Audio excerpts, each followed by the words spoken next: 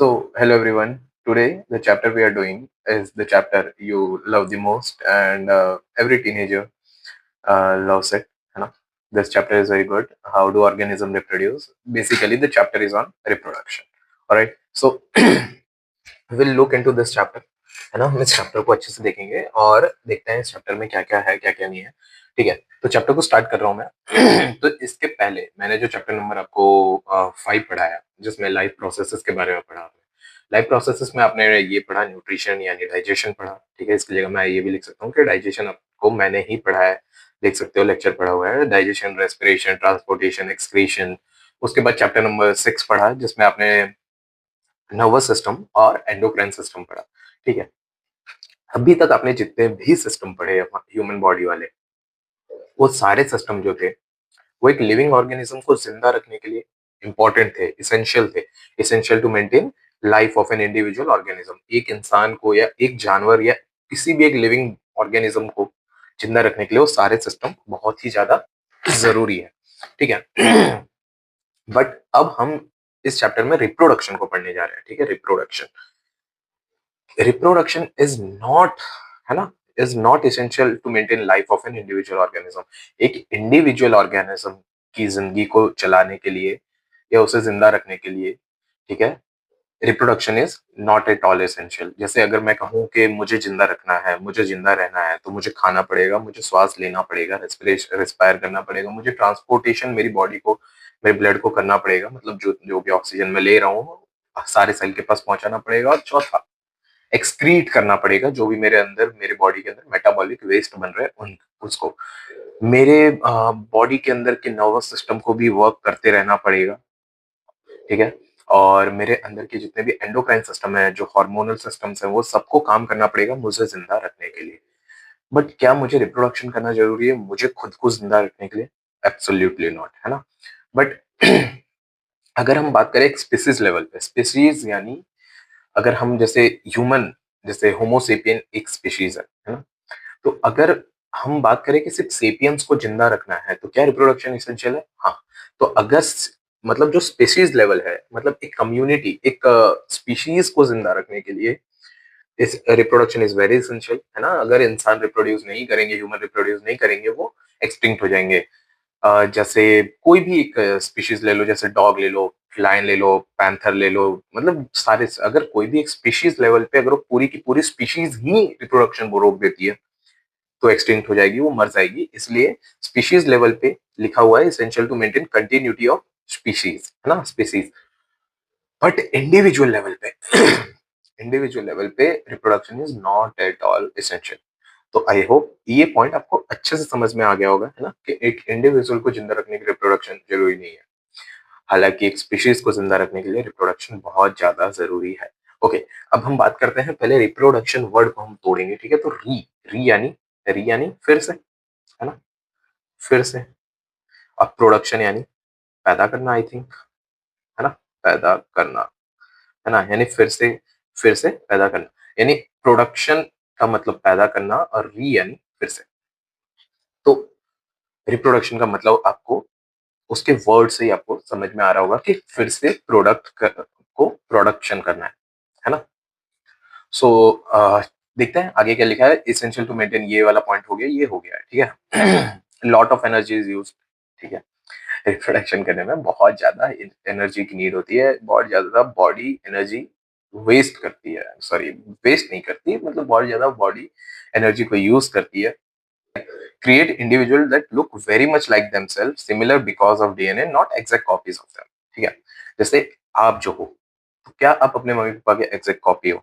नहीं. ठीक है, आप उनसे काफी डिफरेंट हो, बट कहीं ना कहीं कुछ ट्रेड्स, और उनके ट्रेड्स और आपके ट्रेड्स मिलते हो. तो मैं क्या ये कह सकता हूँ कि आप उनके लुक अलाइक हो. ठीक है, आप उनके जैसे हो, यानी आप कहीं ना कहीं सिमिलर हो, बट उनके एग्जैक्ट रेप्लिका नहीं हो. समझ में आ रहा है क्या कहना चाह रहा हूँ? आप उनकी एग्जैक्ट फोटो कॉपी नहीं हो, बट आप कहीं ना कहीं उनके जैसे हो. यानी इसके लिए जो वर्ड यूज होगा, आप उनके सिमिलर हो but not exact copy of themselves. समझ में आया? तो ये पॉइंट भी आई होप क्लियर होगा.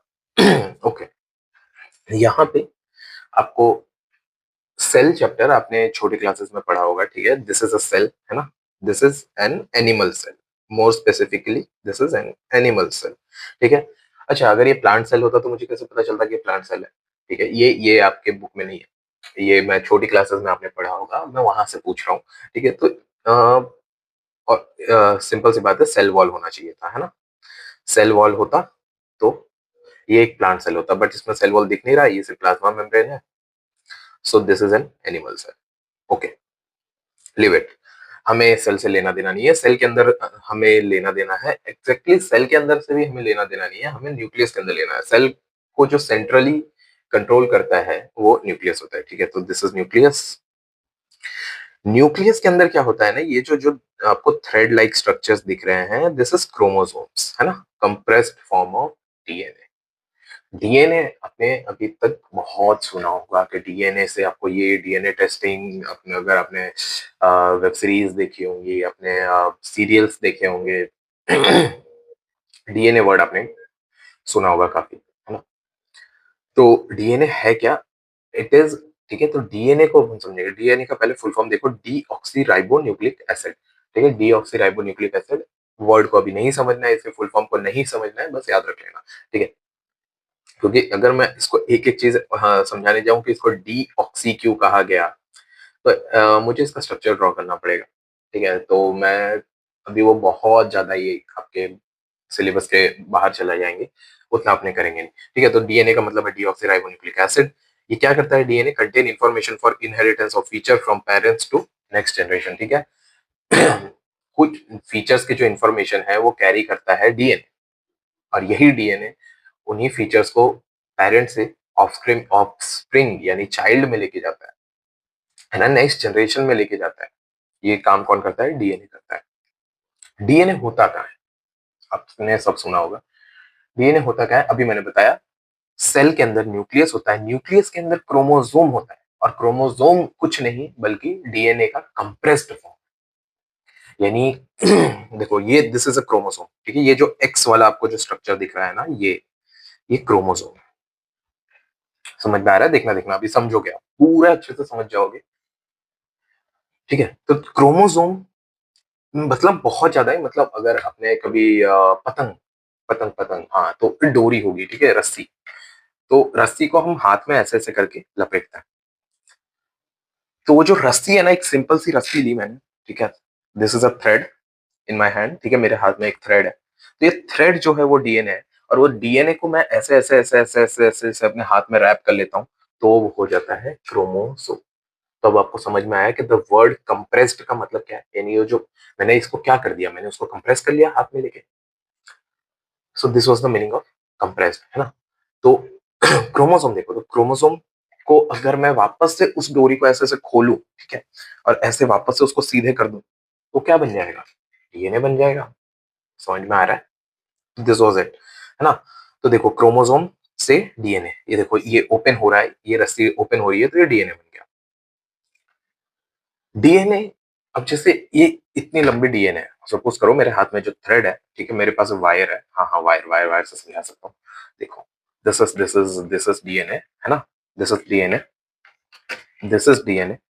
अगर मैं इसको ऐसे ऐसे रैप कर लेता हूँ, ठीक है, नाउ अब ये जो बना, ठीक है, अब ये जो स्ट्रक्चर बना,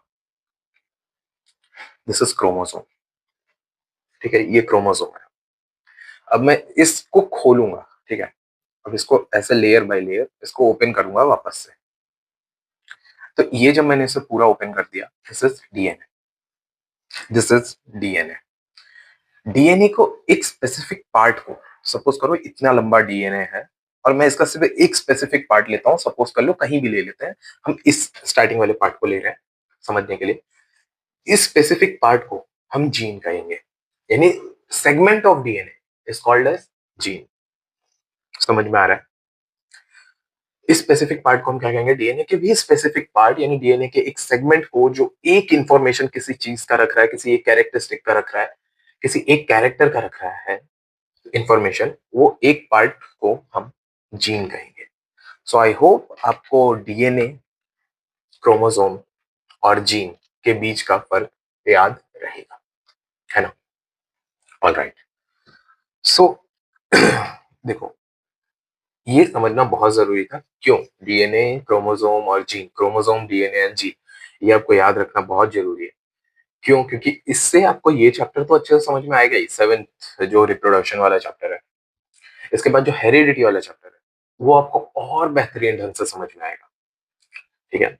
चलो देखते हैं, अभी इस चैप्टर में आगे बढ़ते हैं। ठीक है? यहाँ पे the DNA in the cell nucleus is the information source for making protein.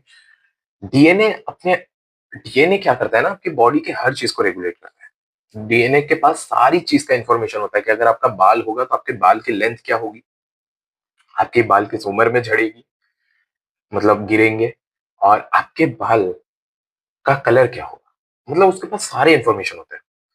तो डीएनए अपने आप को एक्सप्रेस कैसे करता है?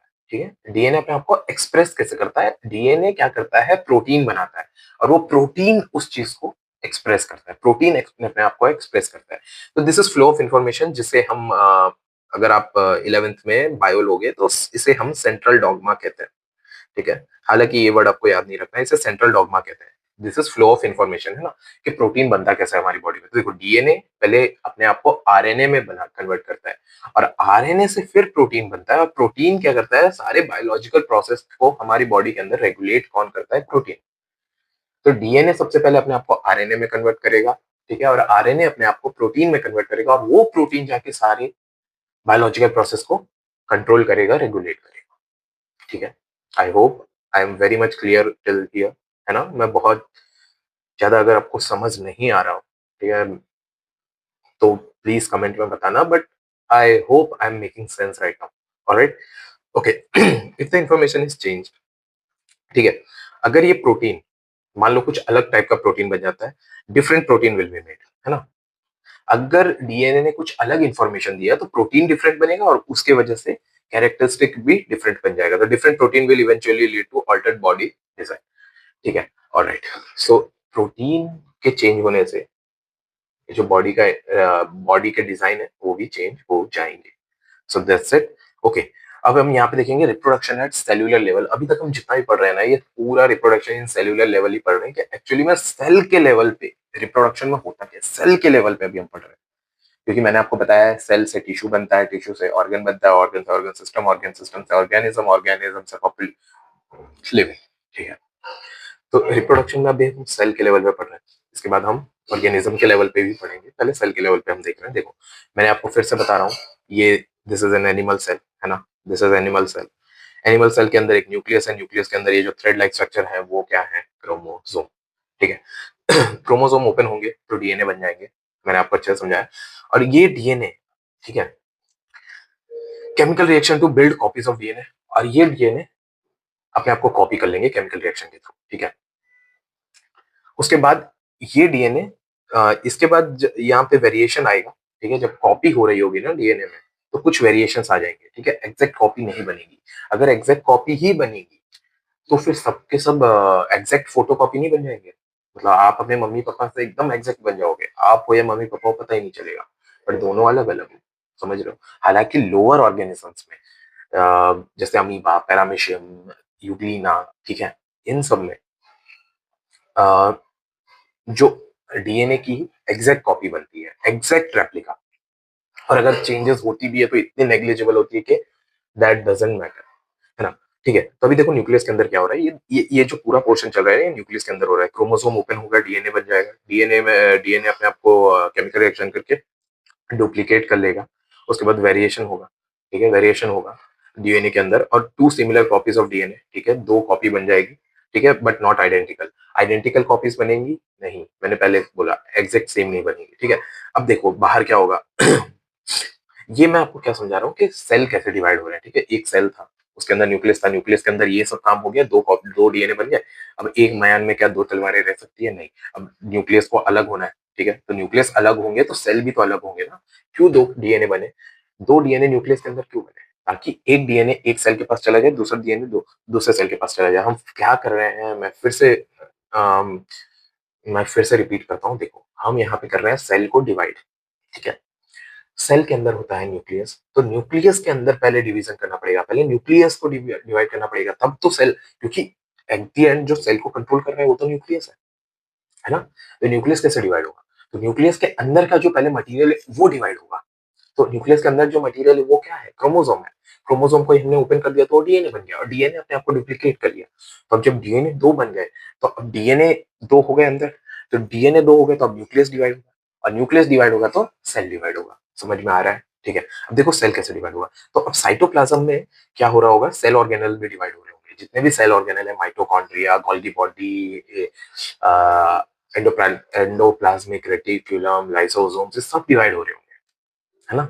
तो साइटोप्लाज्म में सेल ऑर्गेनेल्स भी डिवाइड हो जाएंगे और फिर न्यूक्लियस डिवाइड हो जाएगा, फिर साइटोप्लाज्म डिवाइड हो जाएगा, फिर सेल डिवाइड्स इनटू टू। देखो वापस दिखाते हैं। देखो ये जो न्यूक्लियस था यहाँ पे डिवाइड हो गया, ठीक है। न्यूक्लियस देखो, न्यूक्लियस के अंदर पहले क्या हुआ? न्यूक्लियस के अंदर देखो देखो देखो दिखाते हैं ये। ओके, दिस इज सेल, है ना? सेल के अंदर मैंने बनाया न्यूक्लियस, न्यूक्लियस के अंदर मैंने बनाया डीएनए, ठीक है। तो दिस इज दो कॉपी ऑफ डीएनए, दो कॉपी ऑफ डीएनए बन गया, ठीक है। अब ये दोनों डिवाइड होंगे, ठीक है। ये डिवाइड होंगे ऐसे। तो देखो एक एक डीएनए इसके पास चला गया, ऑलराइट। हाँ, अब देखो ये एक डीएनए इसके पास चला गया और दूसरा डीएनए इसके पास चला गया। देखो तो अंदर न्यूक्लियस डिवाइड हो गए, न्यूक्लियस डिवाइड हो गए और ऑर्गेनेल्स भी डिवाइड हो गए। देखो ये देखो ये ऑर्गेनेल्स, अब यहाँ बीच में से एक कट लगेगा और ये दोनों सेल अलग अलग हो जाएंगे। समझ में आया? समझ में आया सेल कैसे डिवाइड होगा? ऑलराइट। तो अगर आपको सेलुलर रिप्रोडक्शन अच्छे से समझ में आया, ठीक है, तो अब आपके लिए चैप्टर बहुत ही ज्यादा इजी हो गया, क्योंकि जो हार्ड टॉपिक था ना वो स्टार्टिंग वाला ही था, है ना? बाकी अब इसके आगे का पूरा चैप्टर स्मूथ चलेगा, है ना? ठीक है। हाउ डू ऑर्गेनिज्म रिप्रोड्यूस, कुछ चीजें मैंने हाईलाइट कर रखी है, उन पॉइंट को एक बार देख लेते हैं, है ना? Reproduction is not necessary to maintain the life of an individual organism, समझा दिया आपको, ठीक है। A lot of energy will be spent, समझा दिया आपको, ठीक है। Create new individual that look very much like themselves, very much like themselves, not identical, मतलब कुछ हद तक उनके जैसे दिखेंगे, पेरेंट्स जैसे, बट वो टोटली आइडेंटिकल नहीं होंगे। ओके, ठीक है। Do organism create exact copies of themselves? No, है ना? एग्जैक्ट कॉपी बनाते हैं नहीं, बट सिमिलर बनाते हैं ड्यू टू डीएनए, है ना? Chromosome in the nucleus of the cell contain information of inheritance to next generation in form of deoxyribose, ठीक है। मैंने DNA in the cell nucleus information source for making protein, different protein will be made, different eventually altered body basic event in reproduction is creation of DNA copy, है ना? ये पूरा मैंने आपको समझा चुका हूँ। Basic event in reproduction is creation of DNA copy, cells of use chemical reaction to, ये भी हो चुका है, ठीक है। Because the copy pushed out would not have an, अच्छा। However, keeping one copy of DNA original cell and simply pushing the other out will not work. Okay, so this is also done. ये क्या कह रहा है कि अगर हमें एक सेल को डिवाइड करना है तो हम ये तो कर नहीं सकते कि एक के अंदर न्यूक्लियस रख दें और दूसरे को बिना न्यूक्लियस के कर दें। तो पहले न्यूक्लियस के अंदर डिवाइड करना पड़ेगा, फिर न्यूक्लियस को डिवाइड करना पड़ेगा, फिर सेल डिवाइड होगा। ये वही कह रहा है, ठीक है। छोड़ो इस चीज को। Effective cell divides to give rise to two cells. Okay, process of copying the DNA will have some variation each time, ठीक है। कुछ वेरिएशन तो होंगे जब भी वो डिवाइड होगा सेल, ठीक है। एक दोनों सेल एकदम सिमिलर नहीं होंगे क्योंकि वो एक पेरेंट है, एक ऑफस्प्रिंग है, तो ऑब्वियसली, है ना। As a result the DNA copies generated will be similar but may not be identical, ठीक है। ये भी मैंने बता दिया। Some of this variation might so drastic that the new DNA copy can not work with cellular apparatus it inherits such a newborn cell will be simply die। कुछ cell है ना कैसे हो जाएंगे, सम वेरिएशंस कितनी बार इतने ज्यादा हो जाएंगे कि उनको जिस काम के लिए वो सेल बनाया गया है वो काम करेंगे नहीं, तो वो सेल अपने आप ही मर जाएंगे, ठीक है। Okay, this is done. Surviving cells are similar to but subtly different from each other, ठीक है। सर्वाइविंग सेल्स जो बचे हुए सेल्स होंगे वो सिमिलर होंगे बट थोड़े बहुत एक दूसरे से डिफरेंट होंगे, ऑब्वियसली बात है। Variation during reproduction is basis of evolution. Evolution होना, इवोल्यूशन कैसे होता है? यही जो छोटे छोटे चेंजेस की वजह से एक, जब हम लंबे टाइम पे देखते हैं, जब जैसे हर एक बच्चा हो रहा है, ऐसे करते करते अगर हम एक सेंचुरी में बात करें तो हमें दिखेगा कि इवोल्यूशन कैसे हुआ। समझ रहे हो? तो दिस इज, तो variation during reproduction is the basis of evolution, that's it. Alright, so this हमारा ये वाला पूरा पोर्शन कंप्लीटेड है ना?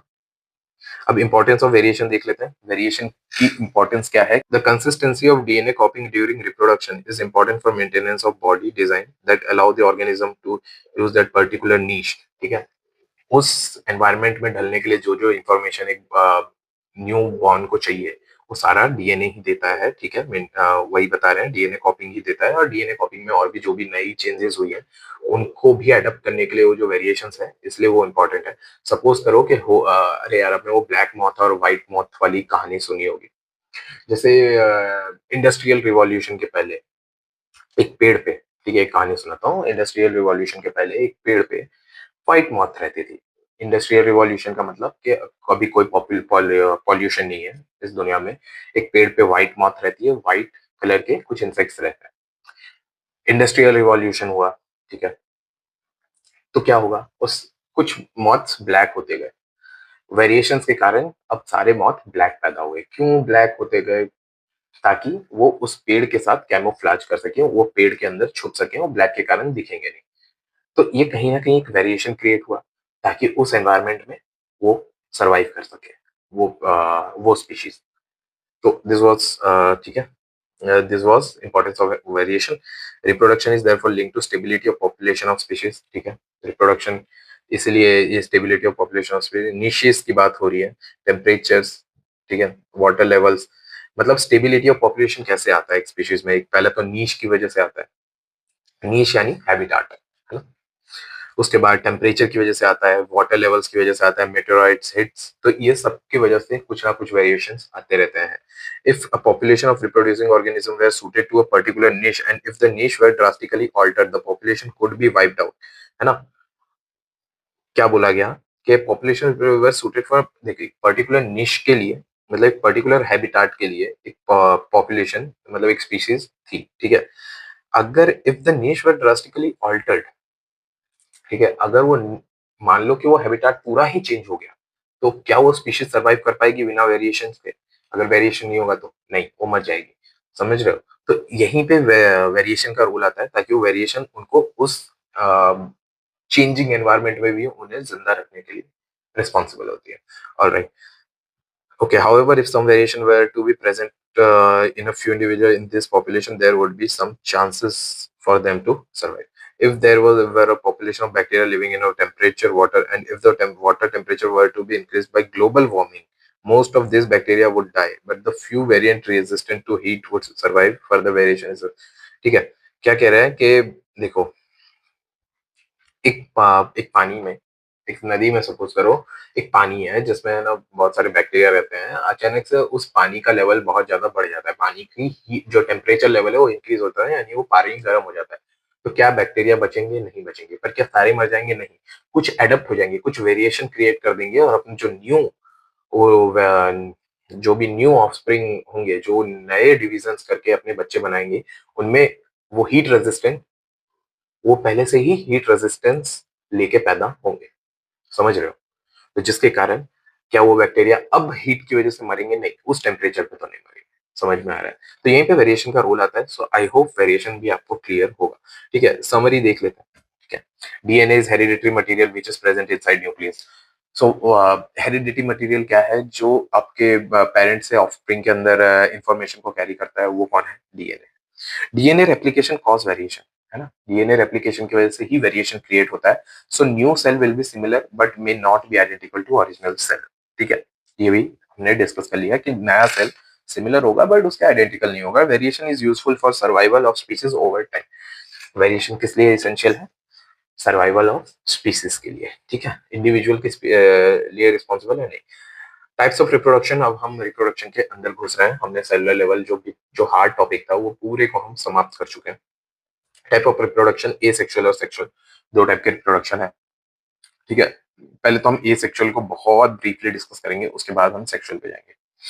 एक्चुअली ये चैप्टर काफी लंबा है, तो अभी मैं तो वीडियो बना रहा हूँ, तो मुझे नहीं पता कि ये वीडियो कितना लंबा जाएगा, बट आई होप कि मैं इसे 2 घंटे के अंदर क्लियर कर पाऊँ, क्योंकि ये इसका एक्चुअली 2 पार्ट में ही मुझे बनाना पड़ेगा। देखते हैं अगर एक पार्ट में भी हो जाए, क्योंकि ये चैप्टर एक्चुअली में बहुत लंबा है। इसके अंदर पहले सेलुलर रिप्रोडक्शन मैंने आपको पढ़ाया, उसके बाद मुझे इसके अंदर ए सेक्सुअल रिप्रोडक्शन पढ़ाना है, फिर सेक्सुअल रिप्रोडक्शन पढ़ाना है, फिर ह्यूमन बीइंग का रिप्रोडक्शन पढ़ाना है, उसके बाद मुझे रिप्रोडक्टिव हेल्थ पढ़ाना है ना। उसके बाद प्लांट रिप्रोडक्शन भी पढ़ाना है। तो ये चैप्टर काफी लंबा है, बट देखते हैं कब तक होता है।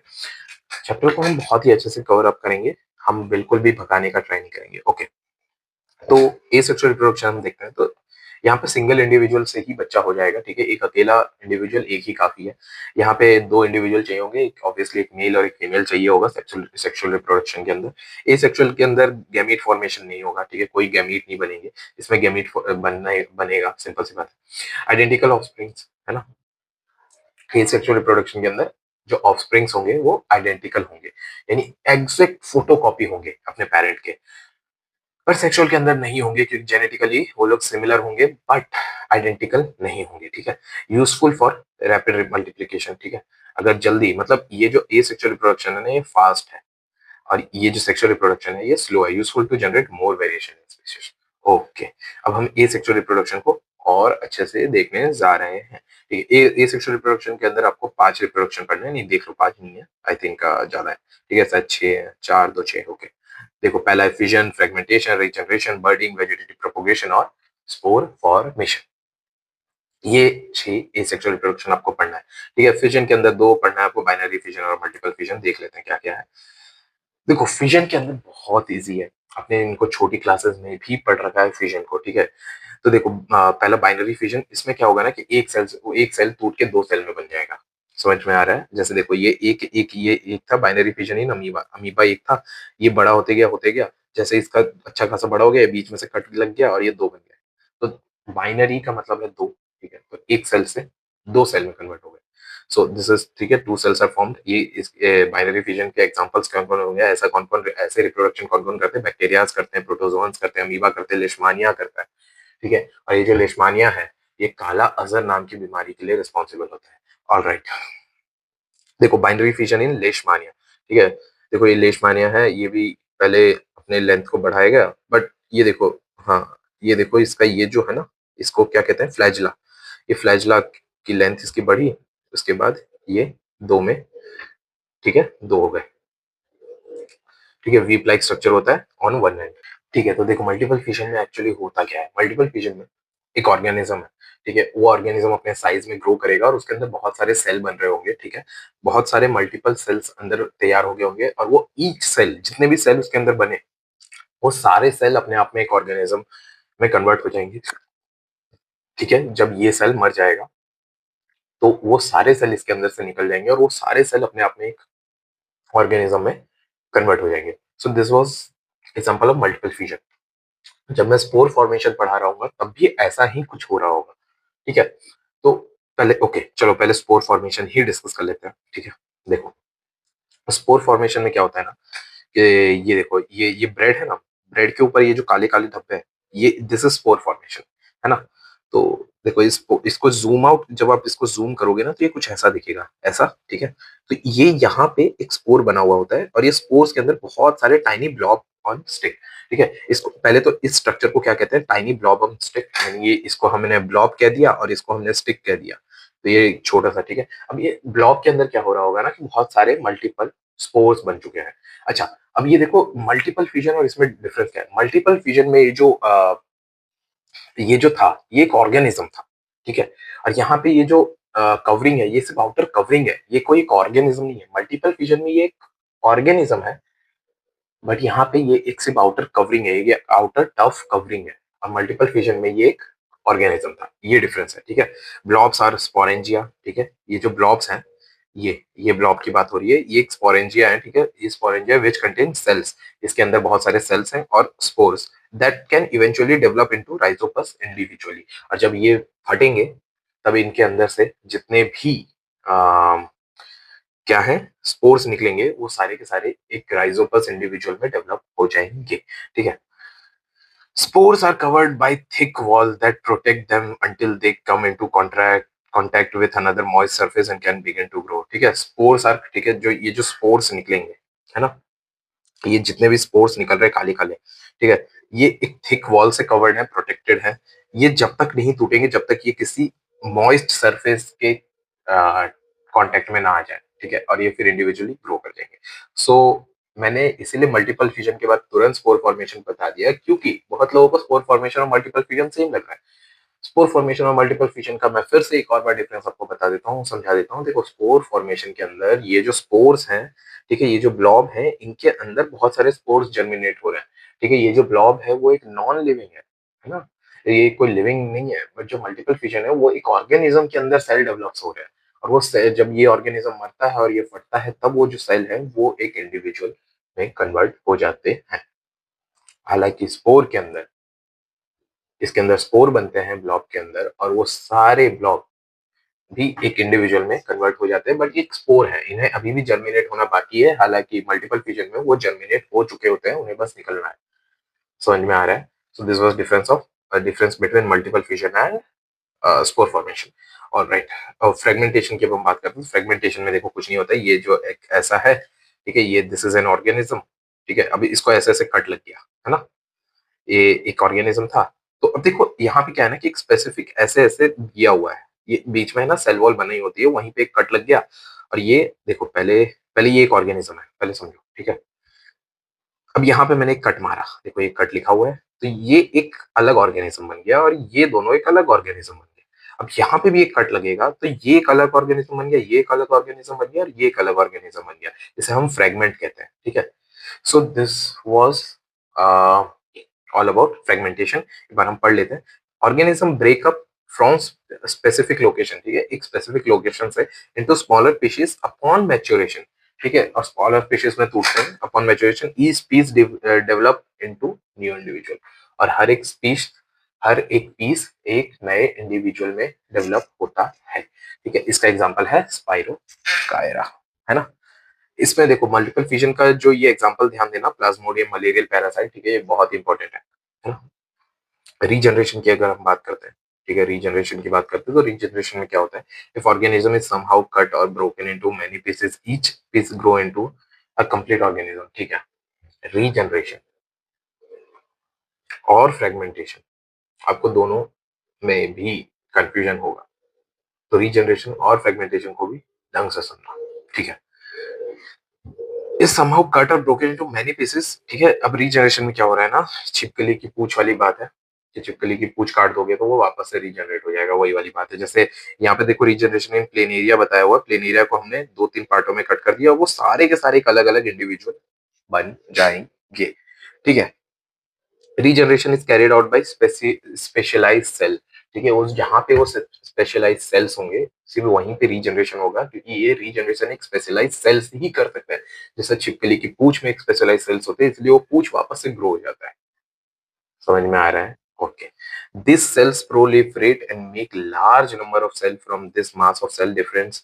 Different cell undergo changes to become various cell types and tissue, ठीक है। तो ये जो स्पेशलाइज्ड सेल्स हैं उनके बारे में बताया हुआ है कि ये सेल्स प्रोलिफरेट होते हैं, ठीक है, ये, और make large number of cells, और यही और लार्ज नंबर ऑफ सेल्स बना देते हैं। From this mass of cell different cell undergo changes, और यही मास ऑफ सेल की वजह से वो सब अलग अलग चेंजेस में जाते हैं, become various cell types, changes to become various cell types and tissues. Okay.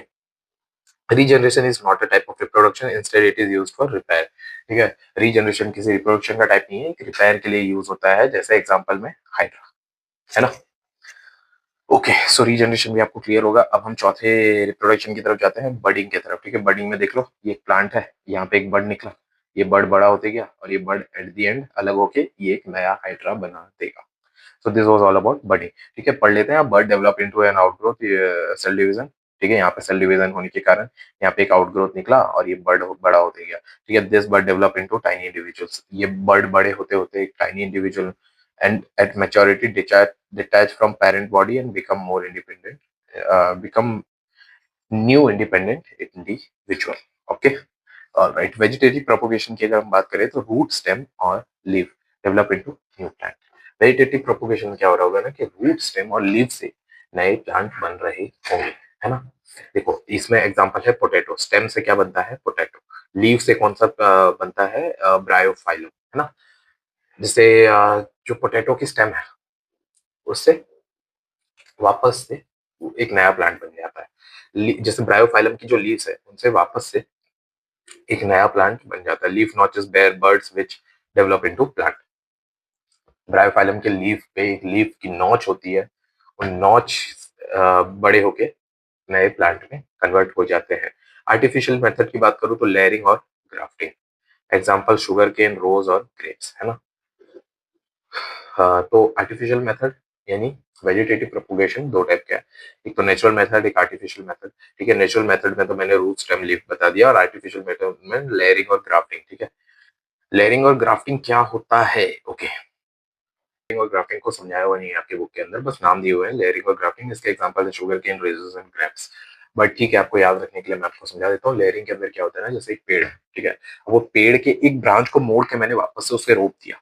ठीक है, उसे रोप दिया, इतना मोड़ा कि वो वापस से जमीन तक आ गया, और उसे मैंने यहाँ पे बरी कर दिया सॉइल के अंदर, वो वापस से ग्रो हो जाएगा। तो दिस वाज लेयरिंग। और ग्राफ्टिंग क्या होता है, जैसे एक शुगर केन ले लिया मैंने, शुगर केन को यहाँ से काटा। ठीक है, मान लो कि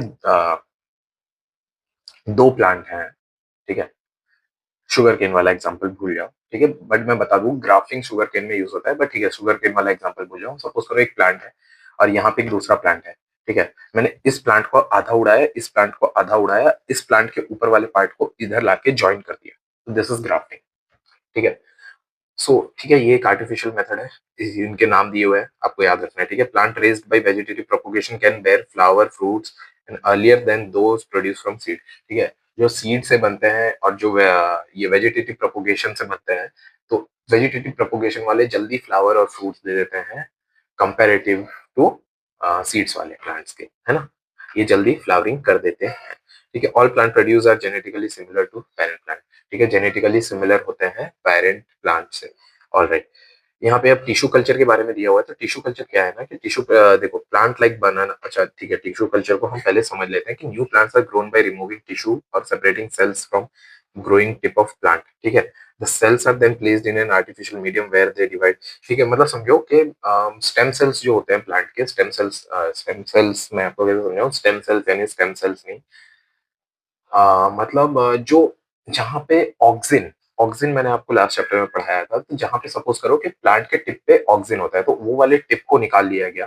ठीक है, अब उस टिप को आर्टिफिशियल मेथड पे एक टेस्ट ट्यूब के अंदर उसको एक आर्टिफिशियल मीडियम क्रिएट किया जा रहा है, दिया जा रहा है जितने भी न्यूट्रिशन उसको चाहिए, और उसके अंदर ग्रो करवाया जा रहा है। ठीक है, तो the cells are placed in artificial where they divide rapidly to form small group of cells और कैलस। ठीक है, the callus is transferred to another medium containing hormone for growth and differentiation. ठीक है, उसे वो सारे मीडियम दिए जा रहे हैं जिससे वो ग्रोथ जल्दी करे। The plantlet are then placed in soil so that they can grow into mature plant, और उसके बाद उनको वापस से सॉइल के अंदर रोप दिया जाता है जिससे वो बड़े प्लांट बन जाए। Using tissue culture many plant can be grown from one parent in disease free condition. इससे क्या होगा ना, कि जितने भी प्लांट ग्रो होंगे वो डिजीज फ्री कंडीशन में ग्रो होंगे। This technique is commonly use for ornamental plants. ठीक है, ये जनरली ऑर्नामेंटल प्लांट्स के लिए ही यूज होता है। Plant like banana, rose, jasmine that have lost the capacity to produce seed can be grown by tissue culture. ठीक है, तो टिश्यू कल्चर से कौन कौन से प्लांट ग्रो किए जा सकते हैं, एक तो ऑर्नामेंटल, और ऊपर से प्लांट ये बनाना, रोज, जैस्मिन है। इन लोग में क्या हो गया है ना, कि अब सीड्स नहीं होते, जबकि पता है पहले केले में सीड आते थे, बीज होते थे, पर अब बीज नहीं है, तो इन्हें कैसे ग्रो किया जाएगा, तो इन्हें टिश्यू कल्चर की मदद से अभी भी ग्रो किया जा सकता है। Helps in growing seedless fruits. तो और इससे टिश्यू कल्चर से सीडलेस फ्रूट्स भी जनरेट किए जाते हैं और किए जा रहे हैं। ठीक है, स्पोर फॉर्मेशन मैंने आपको पूरा समझा दिया है। ठीक है, सो यहाँ तक हमारा पूरा ए सेक्सुअल रिप्रोडक्शन कंप्लीट होता है। अब हम घुस रहे हैं सेक्सुअल रिप्रोडक्शन। ठीक है, तो अब हम सेक्सुअल रिप्रोडक्शन को देखते हैं। तो सेक्सुअल रिप्रोडक्शन का पहला क्वेश्चन, व्हाई सेक्सुअल रिप्रोडक्शन? अगर ए सेक्सुअल रिप्रोडक्शन से काम चल रहा था, तो सेक्सुअल रिप्रोडक्शन की नीड क्यों पड़ी? पहला आंसर, वेरिएशन की वजह से। ठीक है, क्योंकि ए सेक्सुअल रिप्रोडक्शन में वेरिएशन नहीं होता है, या होता भी है तो बहुत ही नेग्लिजिबल होता है। तो सेक्सुअल रिप्रोडक्शन के अंदर वेरिएशन होता है इसीलिए। ठीक है, अब देखो, वेरिएशन पहला रीजन था। वेरिएशन हालांकि मैं पूरा समझा चुका हूँ, बट फिर भी मैं यहाँ पे एक बार रीड करूंगा कि each new variation is made in a DNA copy that already has variation accumulated from previous generations।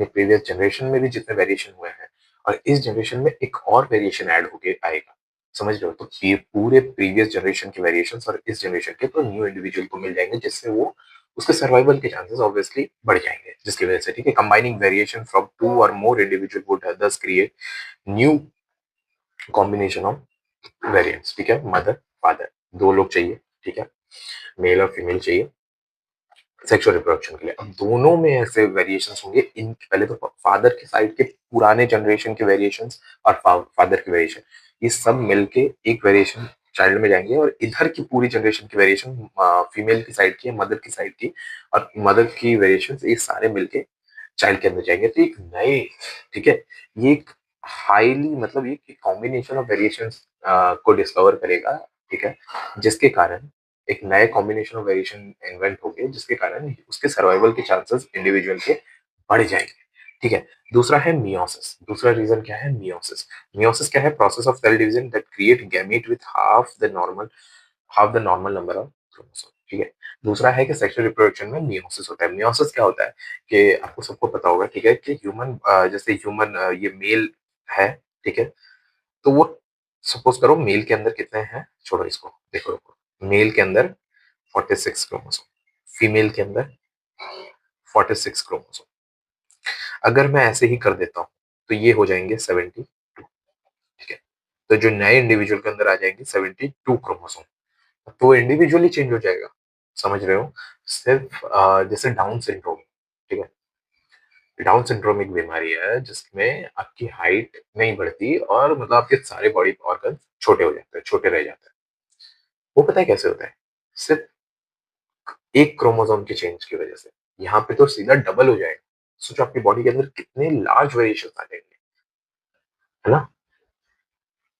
तो यहाँ पे काम आता है मियोसिस। अब जैसे मेल के पास 46 क्रोमोसोम है, फीमेल के पास 46 क्रोमोसोम है, तो जब यहाँ गैमीट बनेंगे तो गैमीट बनते हैं मियोसिस के थ्रू, ठीक है, गैमेट बनते हैं मियोसिस के थ्रू, और इसकी वजह से ये 23 मिलेंगे, और फिर जब ये गैमीट के टाइम पे जब ये 23 उनको आधा कर देगा और फिर 46 वो नए इंडिविजुअल में आ जाएगा।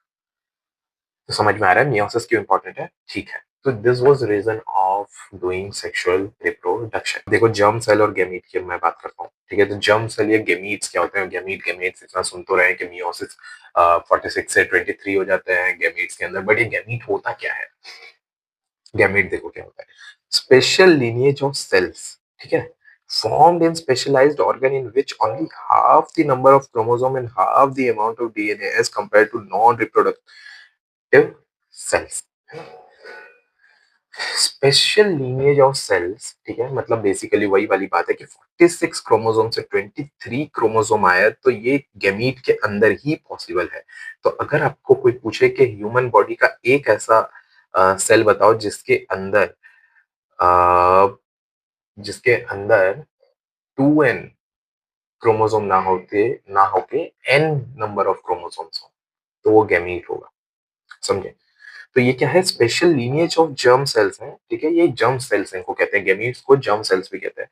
तो स्पेशल ये फॉर्म्ड इन स्पेशलाइज्ड ऑर्गन, ये एक स्पेशलाइज्ड ऑर्गन में बनते हैं। कहाँ बनते हैं? जैसे मेल में टेस्टिस में बनेंगे, फीमेल में ओवरी में बनेंगे, ठीक है, in which only half the number of chromosome and half the amount of DNA as compare to non reproductive cells, ठीक है। तो जो रिप्रोडक्टिव सेल्स नहीं है उनसे हाफ नंबर ऑफ सेल्स ही इनके अंदर होता है, ठीक है। जैसे नॉन रिप्रोडक्टिव सेल्स में 46 क्रोमोसोम होंगे, इसके अंदर 23 नंबर ऑफ क्रोमोसोम्स ही होंगे, ठीक है। Forms in both male and female, ठीक है, मैंने बता दिया। मेल के अंदर कहाँ बनेंगे? ये स्पर्म होता है आपके जर्म सेल का नाम, और फीमेल में इसका नाम ओवम होता है। ओवम ओवरी के अंदर बनता है और ये स्पर्म बनता है टेस्टिस के अंदर। आगे अभी हम पढ़ेंगे, ठीक है। सेक्सुअल रिप्रोडक्शन, ठीक है, सिंपल ऑर्गेनिज्म में देखो क्या होता है, male and female germ cells are not very different, may be even similar, ठीक है। मेल और फीमेल के जर्म सेल्स ज्यादा अलग नहीं होते, कभी कभार सिमिलर भी होते हैं, मैक्सिमम टाइम सिमिलर ही होते हैं, ठीक है। कॉम्प्लेक्स ऑर्गेनिज्म में पर क्या हो जाता है ना कि ये दोनों अलग अलग हो जाते हैं, मेल जर्म सेल और फीमेल जर्म सेल अलग अलग होते हैं। जैसे मेल जर्म सेल मोटाइल होता है, यानी वो चल फिर सकता है, और ये छोटा होता है, और फीमेल वाला नॉन मोटाइल होता है, यानी वो चल नहीं सकता है, वो बड़ा होता है, और उसके अंदर फूड प्रेजेंट होता है, ठीक है। ठीक है, sexual reproduction in flowering plant.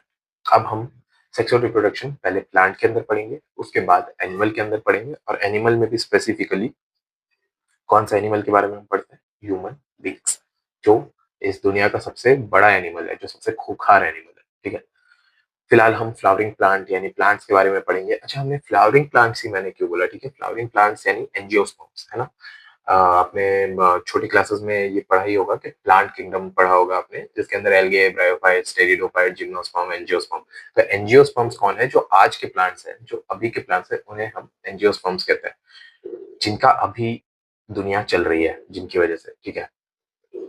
ठीक है, देखो अब सेक्सुअल रिप्रोडक्शन, पहले तो सेक्सुअल रिप्रोडक्शन में कितने पोर्शन है? पहले 3 पोर्शन है, pre fertilisation, fertilisation, post fertilisation, ठीक है? यानी पहले प्री फर्टिलाइजेशन के अंदर क्या होगा ना, गैमीट बनेंगे और गैमीट ट्रांसफर होंगे। क्या-क्या होंगे? गैमीट बनेंगे और गैमीट ट्रांसफर होंगे। यानी गैमीट बनेंगे, ठीक है? इसके अंदर प्री फर्टिलाइजेशन के अंदर 2 चीज होगा, गैमीट अ, देखो जैसे इसके अंदर 2 पोर्शन होंगे, गैमीट फॉर्मेशन, है ना? और गैमीट ट्रांसफर। ये पूरे पोर्शन को हम क्या कहेंगे? Pre fertilisation. फर्टिलाइजेशन के अंदर वो दोनों गैमीट मिलेंगे, गैमीट मीट टू फॉर्म क्या बना लेंगे? जाइगोट बना लेंगे, ठीक है? और इसके बाद पोस्ट फर्टिलाइजेशन, ये प्रोसेस होने के बाद पोस्ट फर्टिलाइजेशन में क्या होगा वो भी हम पढ़ेंगे, ठीक है? तो पहले प्री फर्टिलाइजेशन और फर्टिलाइजेशन हम देखते हैं। तो देखो प्री फर्टिलाइजेशन में मैंने क्या बताया, सबसे पहले गैमीट बनेंगे। तो अब हम प्लांट के अंदर गैमीट कहाँ बनेंगे? बताओ गैमीट कहाँ बनेंगे? स्टेम में बनेंगे, लीफ में बनेंगे, रूट में बनेंगे, किधर बनेंगे? रूट में बनेंगे, है ना? गधो, ठीक है? फ्लावर के अंदर बनेगा, ठीक है? Flower is a reproductive organ of plant, है ना? जैसे यू, अगर आप मेल हो तो आपका रिप्रोडक्टिव ऑर्गन क्या है? पेनिस। अगर आप फीमेल हो तो आपका रिप्रोडक्टिव ऑर्गन क्या है? बताओ, वेजाइना, ठीक है? सो वैसे ही फ्लावर प्लांट का रिप्रोडक्टिव ऑर्गन है। इसलिए पता है जब जैसे लोगों को जब भी प्यार का इजहार करना होता है, they want to propose, they give flower to each other, है ना? They give flower to each other. This is the reason, because the flower is reproductive organ of plant. So now you know the reason of giving flowers while proposing, है ना? While expressing love. So this was all the reasons, and we'll look into the topic now. ठीक है? अभी topic से भटकना नहीं है, focus over here, ठीक है? देखो तो ये फ्लावर है, ठीक है? अगर मोर स्पेसिफिकली कहूँ तो ये एक बाइसेक्सुअल फ्लावर है, यानी इसके अंदर मेल और फीमेल दोनों इसी फ्लावर के अंदर प्रेजेंट है, ठीक है? देखो अब मैं समझाता हूँ। फ्लावर की ये जो पंखुड़ियां दिख रही है, ये कोई काम की नहीं है, कोई काम की नहीं है, जिन्हें हम पेटल कहते हैं। ये इनको हटा दो, ठीक है? इन्हें हम सेपल कहते हैं, जो प्लांट के नीचे ऐसे ऐसे प्रेजेंट होता है ना, जो पंखुड़ियों को सराउंड करके रखते हैं, इन्हें हम सेपल कहते हैं। इनका भी कोई काम नहीं है, इनका भी कोई काम नहीं है, ठीक है? अब ये जो है स्टेमेन है, इसके नाम में ही मैन आ रहा है, तो ये क्या होगा? मेल, है ना? Stamen, male. इसमें देखो पिस्टिल, दिस इज फीमेल, है ना? फीमेल। तो ये मेल वाला पोर्शन है, ये फीमेल वाला पोर्शन है। मेल वाले पोर्शन को हम स्टेमेन कहते हैं, फीमेल को हम पिस्टिल कहते हैं। मेल ये है, ठीक है? तो देखो ये कैसे बना हुआ है, ये दिस इज मेल, है ना? This all is male and this is female, this is female, बीच में फीमेल है और आजू बाजू मेल है, ठीक है? मेल वाले पोर्शन को और फीमेल वाले पोर्शन दोनों को हम पढ़ेंगे, ठीक है? तो flower is a reproductive part of plant, मैंने बताया आपको। दो पार्ट में डिवाइड है, मेल रिप्रोडक्टिव पार्ट और female reproductive part. Male reproductive part को हम स्टेमेन कहते हैं, फीमेल रिप्रोडक्टिव पार्ट को पेस्टल कहते हैं, मैंने बता दिया। स्टेमेन क्या बनाता है? पोलन ग्रेन बनाता है। स्टेमेन क्या बनाता है? पोलन ग्रेन बनाता है। जिस तरह सेम उसी तरीके से जैसे टेस्टिस स्पर्म बनाता है, वैसे ही स्टेमेन पोलन ग्रेन बनाता है। पोलन ग्रेन येलोइश पाउडर की तरह होता है, ठीक है? पोलन, जैसे बहुत लोगों को पोलन की एलर्जी भी होती है, मुझे भी है, ठीक है? तो पोलन एलर्जी होती है, ठीक है? तो ये मेल जर्म सेल्स है, ठीक है? पोलन ग्रेन क्या है? Male germ cell. Pollen grain के अंदर क्या प्रेजेंट होते हैं? Male germ cells. पिस्टिल, ठीक है? ये इसके अंदर ओव्यूल होता है, पिस्टिल कंटेन्स ओव्यूल्स, और ओव्यूल के अंदर क्या होता है? एग सेल, है ना? अब देखो मेल जर्म सेल और एग सेल दोनों मिल जाएंगे तो फर्टिलाइजेशन हो जाएगा। फर्टिलाइजेशन हो गया, दोनों मिल गए, दोनों में मिलके क्या बनाएंगे? जाइगोट, सिंपल सी बात है, ठीक है? छोटी क्लासेस में आप पढ़ते आए हो, और जाइगोट डिवाइड होके एम्ब्रियो बना देंगे। तो ये वाला जो पोर्शन है, ये आ जाएगा पोस्ट फर्टिलाइजेशन, ठीक है? जाइगोट बनने वाले प्रोसेस तक को, इसको हम फर्टिलाइजेशन कहेंगे। देखो मैं वापस से आपको लाइन ड्रॉ कर देता हूँ, ठीक है, यहां तक था प्री फर्टिलाइजेशन। ये बीच वाला जो पोर्शन हो गया ये है, ये फर्टिलाइजेशन हो गया। ठीक है, रुको रुको रुको रुको, लाइन ड्रॉ करते हैं, लाइन ड्रॉ करते हैं। लाइन ड्रॉ करना बहुत इंपॉर्टेंट है लाइफ में। ठीक है, देखो मैं बताता हूँ, लाइन ड्रॉ करके दिखाता हूँ। Okay, so this was pre fertilization, बीच में हो गया फर्टिलाइजेशन, और यहाँ पे मैं लाइन ड्रॉ कर दूंगा अगेन, और इसको मैं कह दूंगा पोस्ट फर्टिलाइजेशन। ठीक है, आई होप यहाँ तक आपको पूरा क्लियर होगा। ठीक है, तो मैं अगेन आपको समझा दूं कि हो क्या रहा है। फ्लावर रिप्रोडक्टिव पार्ट है प्लांट का, उसके अंदर दो पोर्शन होंगे, मेल फीमेल। ठीक है, male part, male reproductive part को हम स्टेमेन कहते हैं। ठीक है, स्टेमेन क्या प्रोड्यूस करते हैं, पोलन ग्रेन प्रोड्यूस करते हैं। पोलन ग्रेन के अंदर क्या होता है, मेल जर्म सेल प्रेजेंट होता है। फीमेल, ठीक है, female reproductive part, female female reproductive part को हम पिस्टिल कहते हैं। पिस्टिल के अंदर ओव्यूल होता है, और ओव्यूल के अंदर एक सेल होता है। अब जब मेल जर्म सेल और एक सेल मिल जाते हैं तो इसे हम फर्टिलाइजेशन कह देते हैं इस प्रोसेस को। और फर्टिलाइजेशन होने के बाद जाइगोट बन जाता है। जाइगोट एम्ब्रियो में कन्वर्ट हो जाता है पोस्ट फर्टिलाइजेशन में, है ना। ठीक है, अब हम इस वाले पोर्शन पे दबाव देंगे। ठीक है, देखो अब हम देखते हैं, वापस से देखते हैं। देखो ये है स्टेमेन, मैंने ये वाले चीज को यहाँ पे बना दिया है ना। तो दिस इज स्टेमेन की फोटो।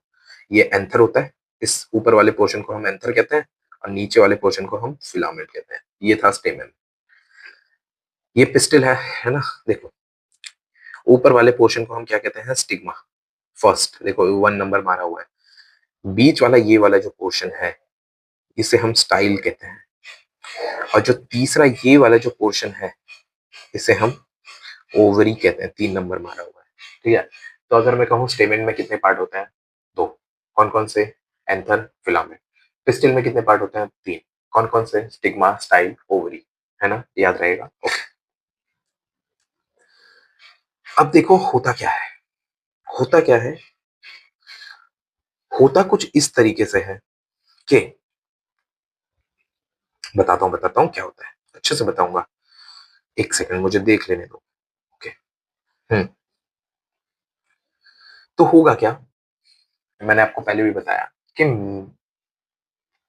स्टेमेन क्या प्रोड्यूस करेगा, पोलन ग्रेन प्रोड्यूस करेगा। यहाँ पे पोलन ग्रेन ये प्रोड्यूस हो गए। ठीक है, ये पोलन ग्रेन प्रोड्यूस हो गए, ये हवा या किसी तरीके से ये यहाँ पे पहुंचेंगे। ठीक है, स्टिग्मा के ऊपर जाके पहुंच जाएंगे, हवा के थ्रू, पानी के थ्रू, या फिर बहुत सारे कोई एनिमल, कोई हनी भी लेके जाए, या कैसे भी जाके ये स्टेमेन के पास पहुंचेंगे, स्टिग्मा के पास पहुंचेंगे। स्टिग्मा पे जब जैसे ये स्टिक होंगे उसके बाद स्टिग्मा यहाँ पे पोलन ट्यूब बना देगी, है ना। अब ये स्टिग्मा, ठीक है, ये पोलन ट्यूब बना देगा, पोलन ग्रेन।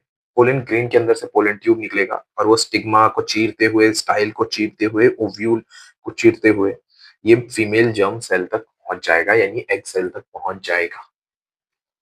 इसके अंदर से मेल जर्म सेल्स यहां तक पहुंच जाएंगे और एग सेल के साथ फ्यूज हो जाएंगे और फर्टिलाइजेशन करके जाइगोट बना लेंगे। ठीक है, आई होप यहां तक मैं क्लियर हूं। Okay, so that's all about plant reproduction. ठीक है, यहाँ पे अब हम कुछ चीज देखते हैं कि फ्लावर, फ्लावर दो टाइप के होते हैं, यूनिसेक्सुअल, बाइसेक्सुअल। ठीक है, आपको पता है यूनिसेक्सुअल यानी सिंगल सेक्स, यानी या तो उसके अंदर मेल होगा या तो फीमेल होगा। जिस फ्लावर को हमने पढ़ा अभी वो बाइसेक्सुअल था, जिसके अंदर मेल और फीमेल दोनों प्रेजेंट थे। ठीक है, बोथ स्टेमन एंड पिस्टिल प्रेजेंट, ये हिबिस्कस और मस्टर्ड।